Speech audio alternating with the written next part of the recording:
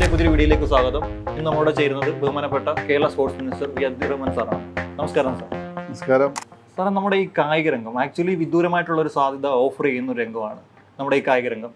എന്നാൽ നമ്മുടെ main stream മീഡിയസിൻ്റെ ഇടയിൽ അത്രത്തോളം അറ്റൻഷനോ ഇമ്പോർട്ടൻസോ പലപ്പോഴും കിട്ടുന്നില്ല. സാർ ഇപ്പോൾ ഏകദേശം 2.5 വർഷം പൂർത്തിയാകുന്നു. സാറിന് ഈ ഒരു കായിക രംഗത്ത് വന്നതിന് ശേഷം പഠിച്ച കാര്യങ്ങളും സാറിനുണ്ടായ സന്തോഷ മൊമെന്റ്സും പങ്കുവെക്കാമോ? ഈ കായിക രംഗവുമായി ബന്ധപ്പെട്ട് മീഡിയകൾ കൊമേഴ്സ്യൽ വാല്യൂ ഉള്ള കായികം ജനങ്ങളെ നല്ല രീതിയിൽ പ്രോത്സാഹിപ്പിക്കും. അതല്ലെങ്കിൽ കൂടുതൽ വ്യൂവേഴ്സിനുണ്ട് സ്കൂൾ തല അല്ലെങ്കിൽ കോളേജ് തല സ്പോർട്സുകളും മറ്റുള്ളതിനൊന്നും കൂടുതൽ പ്രോത്സാഹിപ്പിക്കുന്ന രീതി കാണുന്നില്ല. ശരിക്ക് കായിക പ്രവർത്തനങ്ങൾ ഏറ്റവും നല്ല രീതിയിൽ ജനങ്ങളിൽ എത്തിക്കാൻ കഴിയുന്ന മീഡിയകൾക്കാണ്. മീഡിയകൾ ആ കാര്യത്തിൽ കൂടുതൽ ശ്രദ്ധ പതിപ്പിക്കുന്നത് നല്ലതാണ്. ഈ നമ്മുടെ രാജ്യത്തെ മാത്രമല്ല ലോകത്തിലെ എല്ലാ തലങ്ങളിലും മീഡിയ കൊടുക്കുന്ന പ്രചരണം, അതോടൊപ്പം തന്നെ മീഡിയക്ക് അതിൽ നിന്ന് കിട്ടുന്ന വ്യൂവേഴ്സ്, അതിൽ നിന്ന് കിട്ടുന്ന വലിയ തോതിലുള്ള വരുമാനം, അത് ഈ മേഖലയിൽ ഇന്ന് വലിയ തോതിലുള്ള ഒരു സാമ്പത്തിക മേഖലയിൽ ഉൾപ്പെടുന്ന ഒരു കാര്യമായി മാറി. ഓരോ രാജ്യത്തിൻ്റെ GDP-യിലും സ്പോർട്സ് ഇനങ്ങളിൽ നിന്ന് വരുന്ന വരുമാനം വലുതാണ്. പല രാജ്യങ്ങൾ, ഏകദേശം 5 രാജ്യങ്ങൾ, ചൈന അടക്കമുള്ള, അവസാനമായി സൗദി അറേബ്യ അടക്കമുള്ള രാജ്യങ്ങളിൽ നിന്നുള്ള കായിക സാമ്പത്തിക മേഖലയിൽ നിന്ന് വരുന്ന മീഡിയക്ക് വരുന്ന വരുമാനം വലുതാണ്. അപ്പോൾ അവർ ആ കാര്യങ്ങൾ പ്രത്യേകം ശ്രദ്ധിക്കും. കാരണം അത് ചാനലിനെ സംബന്ധിച്ചിടത്തോളം, അതിൽ ഓരോ മീഡിയയെ സംബന്ധിച്ചിടത്തോളം ഒരു വരുമാനമാകും കൂടിയാണ്. സാധാരണ സ്പോർട്സുകളെ പ്രോത്സാഹിപ്പിക്കാനുള്ള ചുമതല അവർക്കുണ്ടെങ്കിലും അതിൽ വലിയ തോതിലുള്ള ഒരു ശ്രദ്ധ പതിപ്പിക്കാറുണ്ട്. അത് സത്യമാണ്. പക്ഷെ ഇന്ന് കാലം മാറുന്നതിനനുസരിച്ച് കൂടുതൽ കായിക പ്രേമികൾ ലോകത്തുടനീളം വന്നുകൊണ്ടിരിക്കുകയാണ്. നമ്മുടെ പുതിയ ജനറേഷൻ എല്ലാവരും കായികത്തെ ഇഷ്ടപ്പെടുന്നവരാണ്. അപ്പോൾ അവർ കൂടുതൽ അറ്റൻഷൻ മീഡിയയിലുണ്ട്. അതുകൊണ്ട് തന്നെ പഴയ പോലെയല്ല, കുറേയൊക്കെ മാറ്റം വന്നിട്ടുണ്ട്. നല്ല രീതിയിൽ അവ കാര്യങ്ങൾ ശ്രദ്ധിക്കാറുണ്ട്. അതാണ് ഇതിൽ പ്രധാനപ്പെട്ട ഒരു കാര്യം. ഇവിടെ ഈ പ്രവർത്തനങ്ങളെ കുറിച്ച് പറയുകയാണെങ്കിൽ വലിയ മാറ്റം ഉണ്ടായിട്ടല്ലോ. പഴയ പോലെയല്ല. കേരളത്തിൽ കായിക വികസന പദ്ധതികൾ നമ്മൾ നല്ല രീതിയിൽ മുന്നോട്ട് പോയി. ഗവൺമെൻറ് തന്നെ പ്ലാൻ ഫണ്ടും കിഫ്ബി ഫണ്ടും 2 ഫണ്ടുകൾ ഉപയോഗിച്ച് ഏകദേശം 1700 കോടി രൂപയോളം കേരളത്തിലെ സ്പോർട്സ് അടിസ്ഥാന സൗകര്യ വികസനത്തിന് വേണ്ടി ചെലവഴിച്ചിട്ടുണ്ട്. അപ്പം അതൊക്കെ തന്നെ കേരളത്തിൽ നല്ല ഗുണം ചെയ്യുന്ന ഒന്നാണ്. ഇതിനൊക്കെ അപ്പുറം ഈ രംഗത്ത് പുതിയ പ്രവർത്തനങ്ങളുണ്ടാവും. അതാണ് ഇപ്പോൾ ഗവൺമെൻറ് നല്ല രീതിയിൽ തന്നെ പഠിച്ച് നടപ്പിലാക്കാൻ ഉദ്ദേശിക്കുന്നത്. രാജ്യത്ത് ആദ്യമായി ഒരു പോളിസി, സ്പോർട്സ് പോളിസി ഏറ്റവും നല്ല രീതിയിൽ ഇറക്കുന്നത് നമ്മുടെ ഗവൺമെൻറ് കേരളത്തിലാണ്. സമഗ്രമായിട്ടുള്ള എല്ലാ മേഖലയിൽ പ്രതിപാദിച്ചുകൊണ്ട് ആണത് ഇറങ്ങിയിട്ടുള്ളത്. അതുകൊണ്ട് തന്നെ അതിൻ്റെ ഗുണഫലം നല്ല രീതിയിൽ നമുക്ക് കൊണ്ടുവരാൻ പറ്റും. ഇതിൽ പ്രധാനമായിട്ടുള്ളൊരു കാര്യം, വിദ്യാഭ്യാസ രംഗം അടക്കമുള്ള മേഖലയിലൊക്കെ തന്നെ സ്പോർട്സിന് വലിയ സ്വാധീനം ചെലുത്താൻ കഴിയും. അപ്പോൾ അത് മുഖ്യമായി എടുത്തുകൊണ്ടാണ് നമ്മുടെ പോളിസിയിൽ കാര്യങ്ങളൊക്കെ തന്നെ പറഞ്ഞിട്ടുള്ളത്. ഇപ്പോൾ നിയമപരമായി അത്തരം കാര്യങ്ങൾ പാലിക്കാനുള്ള നടപടിയിലേക്കാണ് ഇപ്പോൾ നമ്മൾ കിടക്കുന്നത്. ഇപ്പോൾ നിയമത്തിൻ്റെയും ചട്ടത്തിൻ്റെ അടിസ്ഥാനത്തിൽ കായിക പ്രവർത്തനം നടത്തുമ്പോൾ കുറേ കൂടി കാര്യക്ഷമമായ അത്തരം കാര്യങ്ങൾ നടത്താൻ സർക്കാരിനും ബന്ധപ്പെട്ട ആളുകൾക്കും കഴിയും. അപ്പോൾ ആ കാര്യത്തിൽ നല്ല ശ്രദ്ധ പതിപ്പിക്കുന്നുണ്ട്. കഴിഞ്ഞ 1.5 വർഷത്തോളമുള്ള പ്രവർത്തനത്തിൻ്റെ ഫലമായിട്ടാണ് ഇത്തരത്തിലൊരു കായിക നയം തന്നെ നമ്മൾ കൊണ്ടുവന്നത്. കാര്യങ്ങൾ കൃത്യമായി തന്നെ പഠിച്ചിട്ട് അത് നടപ്പിലാക്കാവുന്ന രീതികൾ, അതിന് വിധങ്ങളായുള്ള സെമിനാറുകളൊക്കെ നടത്തിയാണ് നമ്മൾ ആ നയം രൂപീകരിച്ചത്.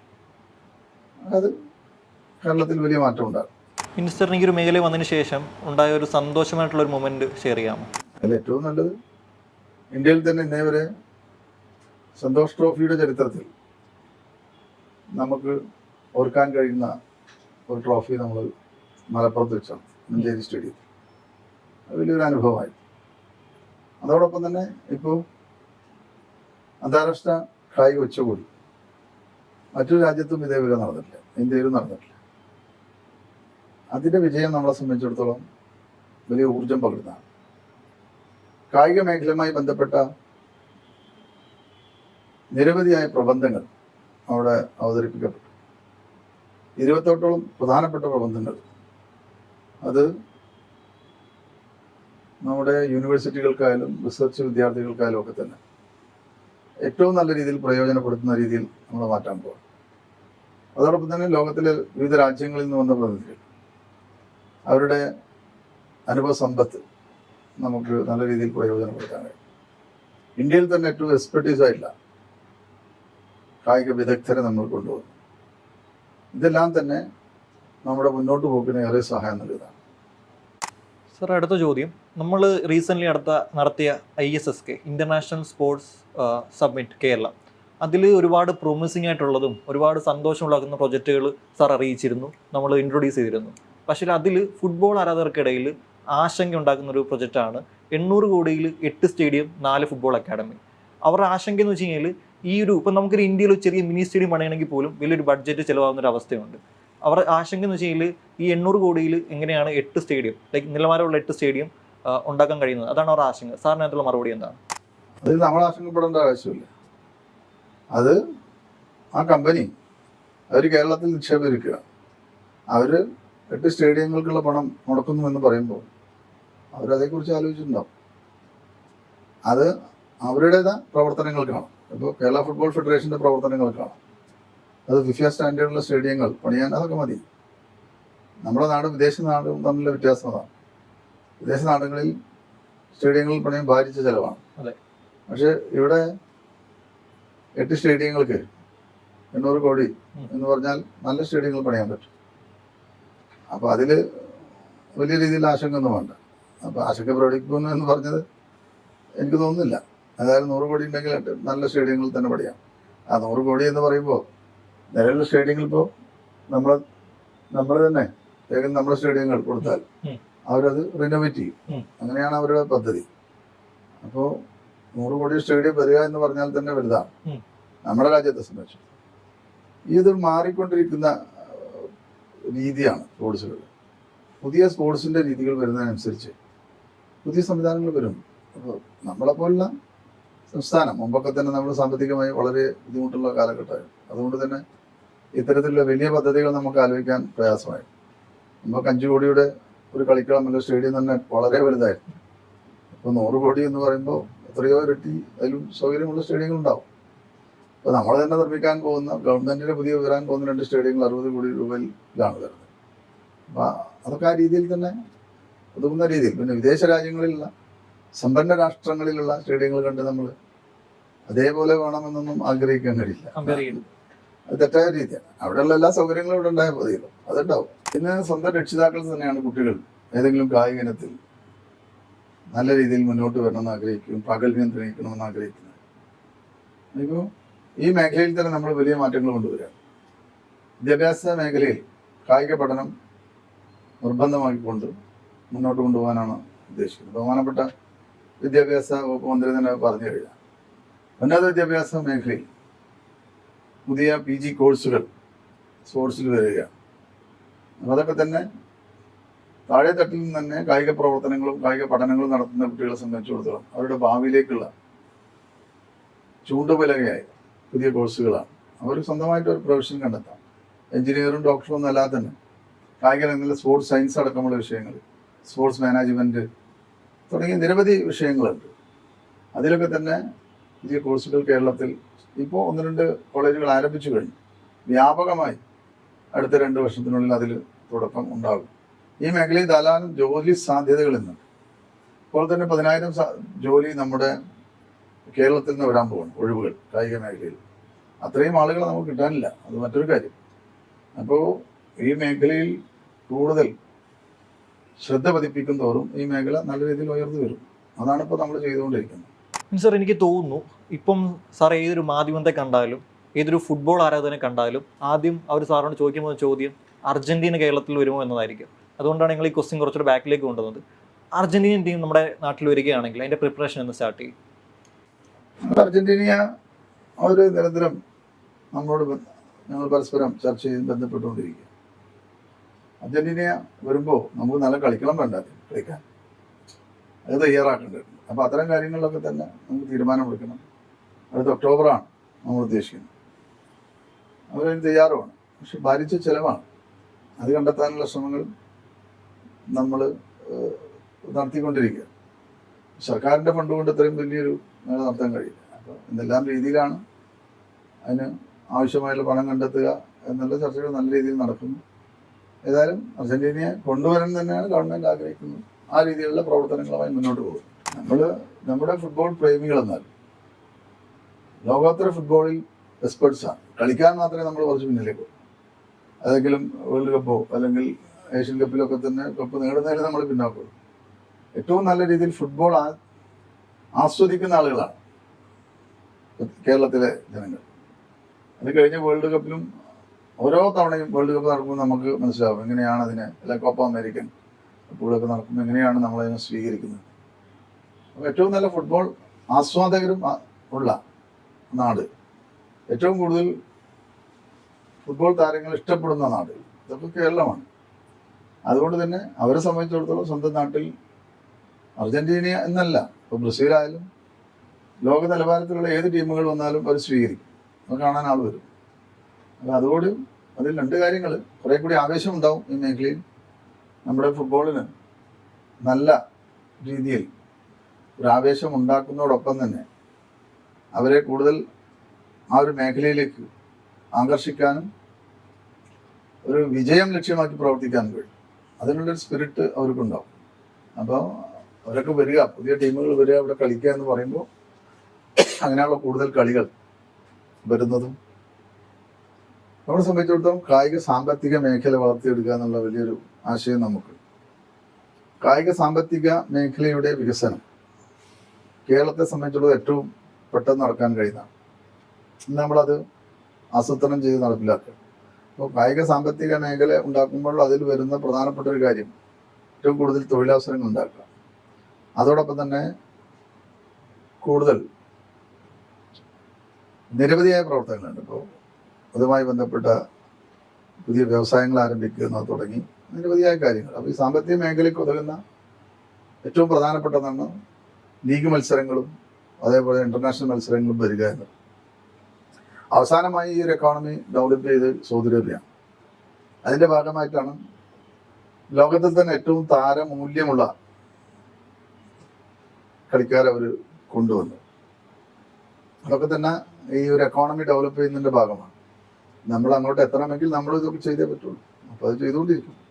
നമ്മൾ അങ്ങനെയൊന്നും പറയും. നമ്മൾ അർജന്റീന ചെയ്യുന്നത് വേൾഡ് കപ്പ് വിന്നേഴ്സാണ് അറിയാം.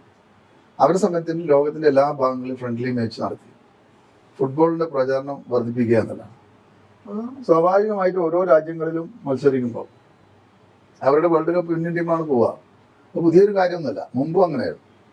മുമ്പും ഏതെല്ലാം വേൾഡ് കപ്പിൽ ഏതെല്ലാം ടീം ജയിച്ചിട്ടുണ്ട് അവർ ലോകത്തിൻ്റെ വിവിധ ഭാഗങ്ങളിൽ പോയി ഫുട്ബോൾ ആരാധകരെ അല്ലെങ്കിൽ അതാത് രാജ്യത്തിൻ്റെ ടീമുമായി ഒരു സൗഹൃദ മത്സരം കളിക്കും. അതിൻ്റെ രീതിയാണ് അത് ഫുട്ബോളിന് ഏറ്റവും വലിയ പ്രചരണം കൂടിയാണ്. അതിന് അവർ നിർബന്ധിതരാണ്, അവർ ചെയ്യേണ്ടതാണ്. അവരൊന്നും മാത്രമല്ല, ഈ ഫിഫ വിൻഡോ അനുസരിച്ച് ഒഴിവുള്ള സമയങ്ങളിൽ അവർ പുറത്തുള്ള രാജ്യങ്ങളിൽ സൗഹൃദ മത്സരങ്ങൾ നടത്തണം. ഇപ്പോൾ ക്രിക്കറ്റ് ആയാലും ഒക്കെ അങ്ങനെയാണ്, എല്ലാ കളികളും അങ്ങനെ തന്നെയാണ്. അപ്പോൾ അതിൽ പ്രത്യേകത ഒന്നുമില്ല. നമ്മൾ ക്ഷണിക്കുന്നു ഇത്തവണ എന്നുള്ള പ്രത്യേകത മാത്രം നമ്മൾ കണ്ടാൽ മതിയായിട്ട്. മറ്റു രാഷ്ട്രങ്ങളിലുള്ള ടീമുകൾ വന്നാലും അത് ആ അസോസിയേഷനുമായി ബന്ധപ്പെട്ടാണ് നമ്മൾ നടത്തുന്നത്. ഗവൺമെന്റിന്റെ ഇൻവിറ്റേഷൻ വരുന്ന ടീമാണെങ്കിലും നമ്മൾ അവരുമായി ചർച്ച ചെയ്യണം. അതൊരു മര്യാദയാണ്. അല്ലാതെ നമ്മൾ അവരെ അവഗണിച്ചുകൊണ്ടൊന്നും മുന്നോട്ട് പോകാൻ പാടില്ല, ചെയ്യൂല. അപ്പോൾ നമ്മൾ അവർ ചർച്ച നടത്തി തന്നെ അതൊക്കെ ചെയ്യാതെ ഇപ്പോഴും അങ്ങനെ തന്നെയാണ് നടക്കുന്നത്. ഇന്ത്യൻ ടീം അല്ലാതെ കളിച്ചില്ലെങ്കിൽ വേറെ ടീമായിരിക്കും കളിക്കാൻ സാധ്യത. അത് നോക്കാം, സമയമുണ്ട്, ഒരുപാട് സമയം. അപ്പോൾ അതെല്ലാം നമ്മളല്ല ടീമിനെ കൊണ്ടുവരാനൊക്കെ സഹായിക്കേണ്ടത് അതിൻ്റെ ഫുട്ബോൾ ഫെഡറേഷൻ തന്നെ. അവർ ആ കാര്യങ്ങളൊക്കെ നല്ല രീതിയിൽ ചെയ്യും. പുതിയ പ്രസിഡന്റ് അടക്കമുള്ളവരൊക്കെ ഇക്കാര്യത്തിൽ ഫുട്ബോളിൻ്റെ സ്പിരിറ്റുള്ള ആളുകളാണ്. അവരെല്ലാം തന്നെ നല്ല രീതിയിൽ ചെയ്യും. സ്പോർട്സ് എക്കോണമി വികസിപ്പിക്കുക എന്നുള്ളതിൽ പെടുന്ന കാര്യങ്ങൾ നിരവധിയായിരുന്നു. അതിലെല്ലാ വിഭാഗങ്ങളുടെയും കോൺട്രിബ്യൂഷൻ ഉണ്ടാവും, എല്ലാ വ്യത്യസ്ത മേഖലയുടെ കോൺട്രിബ്യൂഷൻ ഉണ്ടാവും. അതിൽ കായിക ടൂറിസം എന്നുള്ളതിൽ ധാരാളം കാര്യങ്ങൾ നമുക്ക് ചെയ്യാൻ കഴിയും.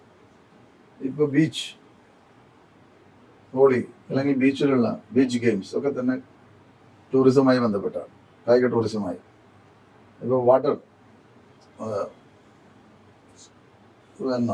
പോളോ അടക്കണം നിരവധി കാര്യങ്ങൾ ഞാനത് ഒന്നൊന്നായി പറയുന്നത്. അപ്പോൾ ഇതൊക്കെ തന്നെ ഇങ്ങനെ ധാരാളം കളികളുണ്ട്, ഇതൊക്കെ തന്നെ ടൂറിസത്തിന് ബന്ധപ്പെട്ടാണ്.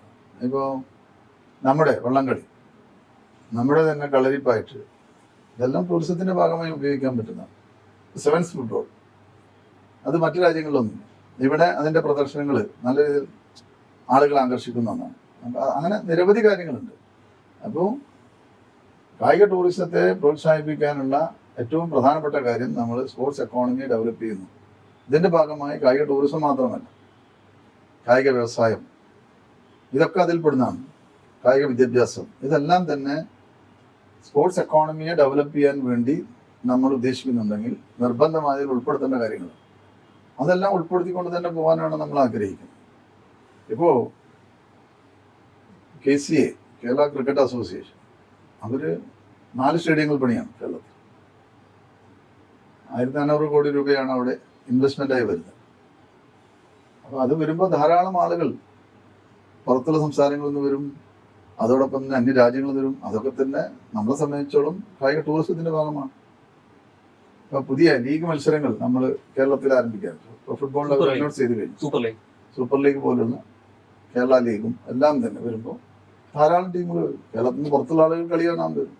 അങ്ങനെയാണ് ഇതിലേക്ക് നമ്മൾ മുന്നോട്ട് പോവുക. അപ്പോൾ ഇതൊക്കെ തന്നെയാണ് കായിക ടൂറിസത്തിൻ്റെ ഭാഗങ്ങളായിട്ടുള്ളത്. അല്ലാതെ ഈ ആളുകൾ വരുമ്പോൾ അതിനുള്ള ട്രാൻസ്പോർട്ടിങ് സൗകര്യങ്ങൾ വേണം, താമസ സൗകര്യങ്ങൾ വേണം, ഭക്ഷണം വേണം, ടാക്സ് ഇനത്തിൽ നമുക്ക് പണം കിട്ടും. ഇത് തന്നെയാണല്ലേ വരുമാനം വർദ്ധിപ്പിക്കാനുള്ള കാര്യം. ഇതിനൊക്കെ തന്നെയാണ് നമ്മുടെ എക്കോണമി എന്ന് പറയുന്നത്. അപ്പോൾ അതെല്ലാം ചേർന്നുകൊണ്ടുള്ള വികസനം ഇന്ന് കാലഘട്ടത്തിനനുസരിച്ചിട്ടാണ്. അതോടൊപ്പം തന്നെ ഇ സ്പോർട്സാണ് കാലഘട്ടത്തിൻ്റെ പുതിയ തലമുറയുടെ സ്പോർട്സായി വരുന്നത്. നിലവിലത് ഗെയിമിംഗ് ആയിരുന്നു, ഇപ്പോൾ ഗെയിമിംഗ് അല്ല. ഇപ്പോൾ ഇ സ്പോർട്സ് എന്ന് പറഞ്ഞാൽ ആക്ടിവിറ്റീസിലാണ്, ഫിസിക്കൽ ആക്ടിവിറ്റീസ് ഉള്ള ഈ ഗെയിമിംഗ് പുതിയ തലമുറ നല്ല രീതിയിൽ ആകർഷിക്കപ്പെടും. അവരെ സംബന്ധിച്ചിടത്തോളം അവർ മറ്റു പല ഭാഗങ്ങളിൽ പോകുന്നതിന് പകരം നമുക്ക് ഈ മേഖലയിലേക്ക് ആകർഷിച്ച് കൊണ്ടുവരാൻ പറ്റും. അത് ഏറ്റവും പെട്ടെന്ന് തന്നെ പ്രചാരം ലഭിക്കാൻ പോകുന്ന ഒരു മേഖലയാണ് ഈ സ്പോർട്സ്. ഇതെല്ലാം ചേർന്നതാണ് സ്പോർട്സ് എക്കോണമി. അതിൽ നിങ്ങൾ പറയുന്നതാണ് ബാക്കിയുള്ള ഇതൊക്കെ തന്നെ. കേരള ഫുട്ബോൾ ഒരുപാട് ലെജൻസിനെ നമ്മുടെ ഇന്ത്യൻ നാഷണൽ ടീമിലേക്ക് പ്രൊവൈഡ് ചെയ്തിട്ടുണ്ട്, അല്ലെങ്കിൽ പ്രൊഡ്യൂസ് ചെയ്തിട്ടുണ്ട്. Like IM Vijayan, CU Pappachan, Jopaul Ancheri, പിന്നീട് VP സത്യൻ. പക്ഷേ ഇപ്പോൾ നമുക്ക് ആ തോതിൽ അല്ലെങ്കിൽ ആ ഒരു അളവിൽ നമുക്ക് അത്രത്തോളം ലെജൻഡറി പ്ലേയേഴ്സിനെ കോൺട്രിബ്യൂട്ട് ചെയ്യാൻ സാധിക്കുന്നില്ല എന്ന് പലരും വിലയിരുത്തുന്നു. അത് സത്യമാണെങ്കിൽ എന്തുകൊണ്ടാവും അങ്ങനൊരു പ്രശ്നം ഉണ്ടായത്? മുമ്പ് അധികം ടൂർണമെന്റുകൾ ഉണ്ടായിരുന്ന ഏതൊക്കെയാണ്? സന്തോഷ് ഫെഡറേഷൻ കപ്പ് പോലെ. ഇപ്പോൾ കേരളത്തിലാണെങ്കിൽ മറ്റു 2 ചക്കോള ട്രോഫി, സെഡ് നാഗേജ്, ഇങ്ങനത്തെ 4-5 കപ്പുകളായി. അവിടെയെങ്കിലും കായിക താരങ്ങൾ അന്ന് കുറവായിരുന്നു, ഇവർ തന്നെ ആയിരുന്നു ഉണ്ടായിരുന്നത്. ആ കാലഘട്ടത്തിൽ അവർ നല്ല രീതിയിൽ തന്നെ കളിച്ചിട്ടുണ്ട്. ഏത് നിലവാരത്തിലും കളിക്കാൻ അവർക്ക് കഴിഞ്ഞിട്ട്. അപ്പം അതിന് കുറച്ച് കാണണ്ട. ഇവിടെ പുതിയ താരങ്ങൾ ധാരാളമുണ്ട് കേരളത്തിൽ. ഇന്ന് ഇന്ത്യയിലെ ഏത് ടീമുകൾ എടുത്താലും അതിൽ മലയാളി താരങ്ങളുടെ സാന്നിധ്യം നമുക്ക് കാണാം. ഇന്ത്യൻ ടീമായാലും ഏതെങ്കിലും സംസ്ഥാന ടീമുകൾ, ക്ലബ് ഫുട്ബോളിലുള്ള ISL കളിക്കുന്ന ഏത് ടീം എടുത്താലും മലയാളികളായ കളിക്കാർ ധാരാളമുണ്ട്. അപ്പോൾ അത് വ്യാപിച്ചു കഴിഞ്ഞു. പഴയ പോലെയല്ല. മുമ്പ് കുറച്ച് ആളുകളാണെങ്കിൽ ഇന്ന് എണ്ണം കൊണ്ട് കായിക താരങ്ങൾ കൂടിയിട്ടുണ്ട്, ടീമുകൾ കൂടിയിട്ടുണ്ട്. അപ്പം അതൊരു വലിയൊരു വാർത്ത അല്ലാതായിട്ടുണ്ട് ഈ പറയുന്ന രീതി. കേരളത്തിൽ നിന്നും ഇപ്പോൾ ഇന്ത്യൻ ടീമിൽ കളിക്കുന്ന സഹലടക്കമുള്ളവരൊക്കെ ഒരു കേരളത്തിൻ്റെ താരങ്ങളില്ല. അതിലേക്ക് നമ്മൾ അങ്ങനെ ആലോചിക്കണ്ട. കൂടുതൽ താരങ്ങൾ ഇപ്പോൾ വന്നുകൊണ്ടിരിക്കുകയാണ്. പുതിയ അക്കാദമികൾ, പുതിയ പരിശീലന രീതികളൊക്കെ തന്നെ ഫുട്ബോളിൽ നല്ല മാറ്റം ഉണ്ടാക്കിയിട്ടുണ്ട്. എത്ര അക്കാദമികളുണ്ട് കേരളത്തിൽ? ഇപ്പോൾ മുമ്പ് അക്കാദമികൾ തന്നെ ഇല്ലാത്തൊരു കാലഘട്ടമുണ്ട്. വെറും ഇത്തരത്തിലുള്ള ഏതെങ്കിലും പൊതുമേഖലാ സ്ഥാപനങ്ങൾ ടീമുകളായിട്ടാണ് കളിച്ചത്. ഇന്നതല്ല, ധാരാളം അക്കാദമികൾ അറിയപ്പെടുന്ന അക്കാദമികളായി മാറിയിട്ടുണ്ട്. അപ്പോൾ അതൊക്കെ തന്നെ ഇനിയും മാറ്റങ്ങളുണ്ടാകും. എനിക്ക് തോന്നുന്നു ഇന്ത്യയിൽ തന്നെ ഏറ്റവും ഫുട്ബോൾ താരങ്ങളെ ഉൽപ്പാദിപ്പിക്കുന്ന ഒരു സംസ്ഥാനമാണെന്ന്. ആ ഒരു മാൻ പവർ ഇവിടെ നിന്നാണ് നന്നായിട്ട് വരുന്നത്. അപ്പോൾ ഇനിയും പുതിയ പുതിയ സംവിധാനങ്ങൾ കേരളത്തിൽ വരുമ്പോൾ ഇനിയും അതിൻ്റെ അളവ് കൂടുകയുള്ളൂ. അപ്പോൾ ഈ പരിശീലന കേന്ദ്രങ്ങൾ, പുതിയ സ്റ്റേഡിയങ്ങൾ ഒക്കെ കൂടുതൽ വരുമ്പോൾ പുതിയ തലമുറ ധാരാളമായും ഇതിൽ ആകർഷിക്കപ്പെടും. അവരെ സംബന്ധിച്ചോളം ഒരു പാഷനാണ്, ആ രീതിയിലേക്ക് മാറിയിട്ടുണ്ട്. അതിൽ ഇപ്പോൾ യൂറോപ്യൻ ഫുട്ബോൾ തന്നെ വലിയ തോതിൽ നമ്മുടെ ഇവിടെയും ഫാൻസ് ക്ലബ്ബും കാര്യങ്ങളൊക്കെ വരും. ഇപ്പോൾ ഏഷ്യയിൽ തന്നെ ഏറ്റവും വലിയ ഫാൻസ് ക്ലബ്ബ് ഉള്ളത് ഈ കേരള ബ്ലാസ്റ്റേഴ്സിനാണ്. അപ്പോൾ അതൊക്കെ തന്നെ ഉദാഹരണങ്ങളാണ്. അപ്പോൾ ആ രീതിയിൽ മാറും. 50 ബില്യൺ റുപ്പീസാണ് നമ്മുടെ ഈ ISSKയിൽ ഇപ്പോൾ ഇൻവെസ്റ്റ്മെൻ്റ് ആയിട്ട് ഓഫർ വന്നിട്ടുണ്ട്. 50 ബില്യൺ, ചെറിയ സംഖ്യയല്ല. അപ്പോൾ അത് 2 കൊല്ലത്തിനുള്ളിൽ അവരെ ഇൻവെസ്റ്റ്മെൻറ്റ് പ്രാവർത്തികമാക്കുകയാണെങ്കിൽ അത്ഭുതകരമായിട്ടുള്ള മാറ്റം കേരളത്തിലുണ്ടാകും, ഒരു സംശയമുണ്ട്. ഇനി ഇൻവെസ്റ്റ് ചെയ്യാൻ പ്രത്യേകമായിട്ടൊന്നുമില്ല. ജനങ്ങൾ ഇഷ്ടപ്പെട്ടു, കേരളത്തെ വ്യാവസായിക അന്തരീക്ഷം നിലനിൽക്കുന്നു. കൂടുതൽ ഈ മേഖലയിലുള്ള വ്യവസായം ഇനി വേറെ വരും. ഈ അടിസ്ഥാന സൗകര്യ വികസനത്തോടൊപ്പം തന്നെ ഈ സ്പോർട്സ് മേഖലയിലുള്ള ഉപകരണങ്ങൾ അടക്കം നിർമ്മിക്കുന്ന പുതിയ കമ്പനികൾ ധാരാളം എത്തും. നിരവധി കമ്പനികൾ ഇപ്പോൾ വന്നുണ്ട്. ഏകദേശം ഈ മീറ്റിൽ തന്നെ ദുബായിലുള്ളൊരു കമ്പനി 50 കോടി ആദ്യം മുടക്കാനും 250 കോടി രൂപ വരെയുള്ള വലിയ ഫാക്ടറികൾ തുടങ്ങാനൊക്കെ അവർ തീരുമാനിച്ചു. അപ്പോൾ അത്തരത്തിലൊക്കെ തന്നെ വരും. അപ്പോൾ അതിൽ പിന്നെ പുതുതായി നമ്മൾ കാണേണ്ടതില്ല, നമ്മളിപ്പോൾ നടത്തിക്കഴിഞ്ഞ ഒരു കാര്യമാണ്. അതുകൊണ്ട് തന്നെ നമ്മുടെ സ്റ്റേറ്റിൽ വ്യത്യസ്തമാണ് ഈ കാര്യങ്ങളൊക്കെ. എടുക്കൂ, ഇപ്പോൾ അന്താരാഷ്ട്ര കായിക ഉച്ചകോടി നടത്തി, ഇൻവെസ്റ്റ്മെൻറ്റ് മീറ്റ് നടത്തി, മൈക്രോ ലെവൽ സ്പോർട്സ്, താഴെ തട്ടിൽ നിന്നുള്ള സ്പോർട്സ് കൊണ്ടുവരുന്നു, പഞ്ചായത്തുകളെ അതിൽ ഉൾപ്പെടുത്തുന്നു. അതോടൊപ്പം തന്നെ എല്ലാ പഞ്ചായത്തുകളിലും ഓരോ പ്രൊജക്റ്റുകൾ അവതരിപ്പിക്കുന്നു. 1000 പ്രൊജക്റ്റുകളാണ് നമ്മൾ ലക്ഷ്യം വെച്ചത്. അതിൽ 650 പ്രൊജക്റ്റുകളും ഈ സമ്മിറ്റിൽ അവതരിപ്പിച്ചു കഴിഞ്ഞു. ഇതെല്ലാം തന്നെ എല്ലാ മേഖലയിലും സ്പോർട്സിനെ ഉയർത്തിക്കൊണ്ടുവരുന്നത്. അപ്പോൾ ആശങ്കയല്ല, ഇനി പ്രവർത്തനമാണ്. നമ്മൾ ആദ്യമായി ചെയ്യേണ്ട എല്ലാ കാര്യങ്ങളും ചെയ്തു. ശക്തമായിട്ടുള്ളൊരു കായിക നയം കൊണ്ടുവന്നു. അതിനുശേഷം ഇപ്പോൾ അതിൻ്റെ സെമിനാറുകൾ നടത്തി, ഉച്ചകോടികൾ നടത്തി. അതോടൊപ്പം തന്നെ ഇപ്പോൾ ഇൻവെസ്റ്റ്മെൻറ്റുകൾ ക്ഷണിച്ചു, ഇൻവെസ്റ്റ്മെൻറ്റ് വന്നു. ചെറിയ കാര്യമല്ല. ഒരു സംസ്ഥാനത്തെ, കേരളം പോലൊരു സംസ്ഥാനത്തെ സംബന്ധിച്ചോളം നമുക്ക് പറയാൻ പറയും ഇതൊരു കേരള മോഡൽ തന്നെയാണ്. മറ്റൊരു സംസ്ഥാനങ്ങളിലും ഇത്തരത്തിലുള്ള സംവിധാനം ഉണ്ടായിട്ടില്ല. അപ്പോൾ അങ്ങനെ ഒരു ആശങ്ക വേണ്ട. ഇപ്പോൾ ഇതിൽ മുമ്പ് നമുക്ക് അടിസ്ഥാന സൗകര്യങ്ങൾ കുറവായിരുന്നു, ഇപ്പോൾ അത് വർദ്ധിച്ചു വരുന്നുണ്ട്. അതിനനുസൃതമായി പുതിയ മത്സരങ്ങൾ വന്നു. ഇപ്പോൾ ഓൾ ഇന്ത്യ ബൈക്ക് സൈക്കിൾ, അത് ഒളിമ്പിക്സിനുള്ള ഒരു സെലക്ഷൻ മത്സരം കൂടിയായിരുന്നു അടുത്ത ഒളിമ്പിക്സിന്. അതോടൊപ്പം 3-4 വേറെ വിവിധ ഇനങ്ങളിൽ വന്നു. ഇതൊക്കെ വന്നുകൊണ്ടിരിക്കുകയാണ്. അന്ന് നമുക്ക് സൗകര്യങ്ങൾ ഉണ്ടായിരുന്നില്ല, ഇന്ന് ധാരാളം സൗകര്യങ്ങളുണ്ട്. അതിനുള്ള ഗ്രൗണ്ടുകളുണ്ട്, സംവിധാനങ്ങളുണ്ട്. അതനുസരിച്ച് മത്സരങ്ങൾ വരുന്നുണ്ട്.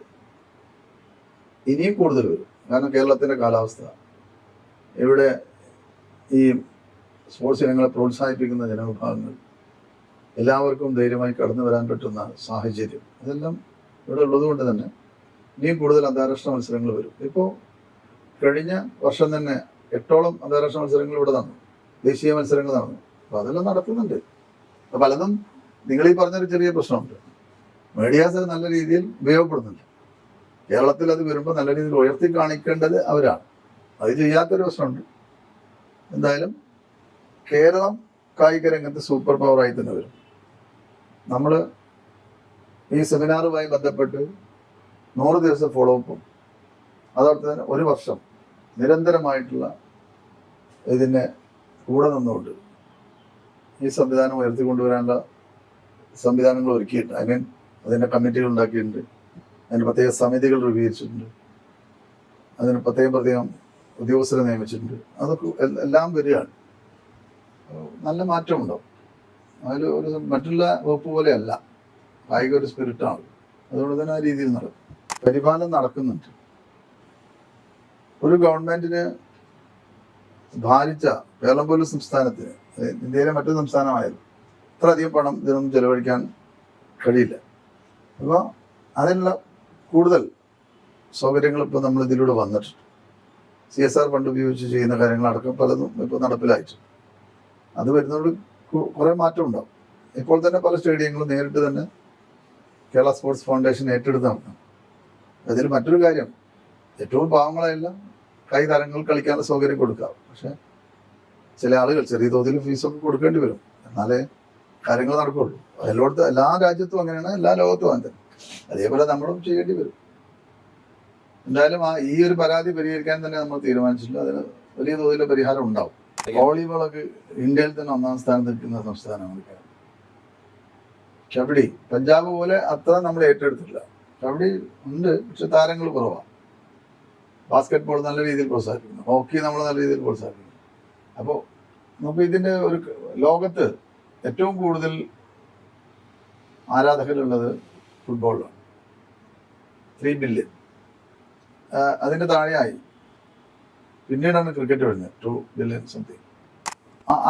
ആ ഒരു കണക്കിലാണ് നമ്മൾ ഇതിനെ കാണേണ്ടത്. കബഡി പോയിന്റ് സംതിങ് ആണ്, ഹോക്കി 1 ബില്യൺ അങ്ങനെയാണ്. അപ്പോൾ അതിനനുസൃതമായുള്ള പ്രചാരം ഉണ്ടാവും. അത് പരാതികളുണ്ടാവും. എല്ലാവരും ഇത് കണ്ടാലും കളിച്ചാലല്ലേ ഇതാവുള്ളൂ. അപ്പം അതെല്ലാം ഒരു തെറ്റായിട്ടുള്ള തോന്നലുകളാണ്. ആ മേഖലയിൽ ചെല്ലുമ്പോൾ അതിൻ്റെ ആരാധകരും അതിൻ്റെ കളിക്കാരും ഉണ്ടാവും. കൊച്ചിൻ ഡെവലപ്മെന്റ് അതോറിറ്റിയുടെ കീഴിലുള്ള സ്റ്റേഡിയമാണ്. അവരിപ്പോൾ അനൗൺസ് ചെയ്തിട്ടുണ്ടല്ലോ, ECD ഇപ്പോൾ അനൗൺസ് ചെയ്തിട്ടുണ്ട്. അവർ പുതിയ പദ്ധതികൾ അനൗൺസ് ചെയ്തിട്ടുണ്ട്. പിന്നെ അത് കുറെ കൂടി മെയിൻ്റനൻസ് വർക്കും റിപ്പയറൊക്കെ ഉണ്ട്, അതും അവിടെ തന്നെ നടത്തും. അതേപോലെ കൊച്ചിയിലെ 1-2 സ്റ്റേഡിയങ്ങൾ പുതുതായി പണിയാൻ ECD ശ്രമിക്കുന്നു. അവർ നമ്മുടെ ഈ ഉച്ചകോടിയിലുണ്ടായിരുന്നു, അവരുടെ പ്രപ്പോസൽ വന്നിട്ടുണ്ട്. അപ്പോൾ അതൊക്കെ നല്ല രീതിയിൽ നടക്കും. ഞാൻ പറഞ്ഞല്ലോ, പഴയ പോലെയല്ല. ഇപ്പോഴാണ് നമ്മൾ മാറാൻ തുടങ്ങിയിട്ടുള്ളത്. മുമ്പ് ഇത്തരത്തിലുള്ള ഒരു അനുവാദം ഉണ്ടായിരുന്നില്ല. ഇപ്പോൾ അനുവാദം നമ്മളായിക്കഴിഞ്ഞു. സ്വകാര്യ മേഖലയിൽ നല്ല രീതിയിൽ തന്നെ കാര്യങ്ങൾ വരും. മുമ്പുണ്ടാകുന്നതിൽ നിന്ന് വ്യത്യസ്തമായിട്ടാണ് കാര്യങ്ങൾ നടക്കുന്നത്. കായിക മേഖലയെ സംബന്ധിച്ചിടത്തോളം കേരളത്തിന് ശുഭപ്രതീക്ഷയാണ് നമുക്കുള്ളത്. ആ ഒരു പ്രതീക്ഷ നമ്മുടെ പുതിയ തലമുറക്കും എന്നുണ്ടായിട്ടുണ്ട്. ഇതെല്ലാം ചേരുമ്പോൾ ഒരു ശക്തമായിട്ടുള്ളൊരു മുന്നോട്ട് പോക്ക് ഇവിടെ സംഭവിക്കും. ഇതിന് പ്രചോദനം നൽകാൻ ഗവൺമെൻറ് ഏറ്റവും നല്ല രീതിയിലുള്ള ഈ കാര്യങ്ങളെ സഹകരിക്കുന്നുണ്ട്, സഹായിക്കുന്നുണ്ട്. അപ്പോൾ തദ്ദേശ സ്വയംഭരണ സ്ഥാപനങ്ങൾ അതിന് തയ്യാറെടുത്തിട്ടുണ്ട്. ഇതെല്ലാം ചേരുമ്പോഴാണ് കേരളത്തിൽ കായിക രംഗം വലിയ രീതിയിൽ വളരാൻ പോകുന്നത്. എനിക്ക് തോന്നുന്നു മറ്റുള്ള സംസ്ഥാനങ്ങളെ അപേക്ഷിച്ച് കേരളമായിരിക്കും ഇനി രാജ്യത്ത് തന്നെ 1ാം സ്ഥാനത്തുള്ള ഒരു സംസ്ഥാനമെന്ന് നമുക്ക് പറയാൻ പറ്റും. ഒരു രണ്ട് വർഷം കൂടി കാത്ത്, അപ്പോൾ അറിയാം അതിൻ്റെ റിസൾട്ട് വരണമെങ്കിൽ അത്ര സമയം പിടിക്കും. മധ്യ യൂറോപ്യൻ രാജ്യങ്ങളിൽ മധ്യവരുമാനക്കാരായ യൂറോപ്യൻ രാജ്യങ്ങളെ വെല്ലുന്ന രീതിയിലായിരിക്കും കേരളത്തിൻ്റെ അടിസ്ഥാന സൗകര്യ വികസനങ്ങളും കായിക രംഗങ്ങളിലുള്ള പ്രവർത്തനങ്ങൾ. ശക്തമായ സാന്നിധ്യം ലോകത്തിന് തന്നെ നൽകാൻ കഴിയുന്ന, ലോക കായിക വേദിക്ക് നൽകാൻ കഴിയുന്ന രീതിയിൽ കേരളം മെച്ചപ്പെട്ടു വരും. അടിസ്ഥാന സൗകര്യ വികസനങ്ങൾ വലിയ രീതിയിൽ തന്നെ ഇതിനൊക്കെ സ്വാധീനിക്കുന്ന രീതിയിൽ വരും. കൂടുതൽ താരങ്ങൾ ഉദയം ചെയ്യും. ഇതൊക്കെ മുൻകൂട്ടി കണ്ടുകൊണ്ട് തന്നെയാണ് നമ്മൾ കാര്യങ്ങൾ പോയിട്ടുള്ളത്. അപ്പോൾ ഈ 10 വർഷം എന്നുള്ളത് കാലാവധി നമ്മൾ അടുത്ത ഒളിമ്പിക്സിലുള്ള തയ്യാറെടുപ്പ് ഇപ്പോഴേ തുടങ്ങിയിട്ടുണ്ട്. അങ്ങനെ ഒരു ഒളിമ്പിക്സ് ഇന്ത്യയിൽ വരികയാണെങ്കിൽ ആ ഒളിമ്പിക്സിൽ കേരളത്തിൻ്റെ താരങ്ങൾ നല്ല രീതിയിൽ പെർഫോം ചെയ്യുന്ന രീതിയിലേക്കാവും പോവുക. ഏതായാലും നമ്മൾ പ്രതീക്ഷയോടെ കാത്തു നിൽക്കാം. എൻ്റെ കാഴ്ചപ്പാടിൽ ഫുട്ബോൾ രംഗത്ത് വലിയ മാറ്റം ഉണ്ടായിട്ടല്ലോ. അതുകൊണ്ടാണല്ലോ കേരളത്തിലെ ഫുട്ബോൾ പ്രേമികൾ കേരളത്തിൻ്റെ പേരുള്ള ടീമിനെ ഇത്രയധികം സഹായിക്കുന്നതും അതിൽ കളികൾ കാണാനും എത്തുന്നു. അപ്പോൾ ആ രീതിയിൽ തന്നെ അതിന് ചുവട് പിടിച്ചാണ്, ISL ചുവട് പിടിച്ചാണ് ധാരാളം പുതിയ ഫുട്ബോൾ ക്ലബ്ബുകൾ എന്ന് വന്നിട്ടുണ്ട്. കേരളത്തിൽ ധാരാളം ക്ലബ്ബുകളുണ്ട്. ഇപ്പോൾ നല്ല രീതിയിൽ തന്നെ അത്തരം ക്ലബ്ബുകൾ പ്രവർത്തിക്കുന്നു. അപ്പോൾ അതൊക്കെ ഇതിൻ്റെ ചുവട് വെച്ച് വന്നാണ്. അതാണ് പറഞ്ഞത്, ലീഗ് മത്സരങ്ങൾ കൂടുതൽ കേരളത്തിൽ ഉണ്ടാവണം എന്നാണ് നമ്മൾ നിശ്ചയിച്ചിട്ടുള്ളത്. അപ്പോൾ അതെല്ലാം നടക്കും. അല്ലാതെ ഇത്തരം കാര്യങ്ങൾക്ക് നമ്മൾ ടീം ഉണ്ടാക്കുക അതൊന്നും നമുക്ക് പറയാൻ കഴിയില്ല. പക്ഷെ അതിനെ പ്രോത്സാഹിപ്പിക്കാനല്ല കാര്യങ്ങൾ ചെയ്യും. അത് മറ്റൊന്നുമുണ്ടല്ല, അതിലൂടെയാണ് നമുക്ക് കൂടുതൽ കായിക വികസനം ലക്ഷ്യമാക്കുന്നത്. അതുകൊണ്ട് തന്നെ പിന്നെ എൻ്റെ അഭിപ്രായം പറയുകയാണെങ്കിൽ എല്ലാ ഇനങ്ങളിലും, ഇപ്പോൾ വോളിബോളായാലും ഫുട്ബോളായാലും കബഡി ആയാലും എല്ലാ കളികളും ലീഗ് മത്സരങ്ങൾ ധാരാളം ഉണ്ടാകുന്നുണ്ട്. അതിനെ നമ്മൾ നല്ല രീതിയിൽ പ്രോത്സാഹിക്കും. അതിൽ നിന്ന് പുതിയ താരങ്ങൾ വരും, വളരെ എക്സ്പെൻസീവായ താരങ്ങൾ ഇപ്പോൾ ഉടൽ വരുന്നുണ്ട്. അതല്ല, ഓരോ താരത്തിൻ്റെ വാല്യൂ കൂടി വരികയാണ്. അപ്പോൾ ഫുട്ബോൾ ഒരു പ്രൊഫഷനായി അല്ലെങ്കിൽ സ്പോർട്സ് ഒരു പ്രൊഫഷനായി എടുക്കുമ്പോൾ അതിൻ്റെ ഭാഗമായിട്ട് താരമൂല്യമുള്ള താരങ്ങൾ വരും. ഞാൻ മുമ്പ് സൂചിപ്പിച്ചു. അതാണ് നമ്മൾ ആഗ്രഹിക്കുന്നത്. സാറിനോട് കാലത്ത് സമയം പങ്കിടാൻ സാധിച്ചതിലുള്ള സന്തോഷം. Thank you sir. ശരി.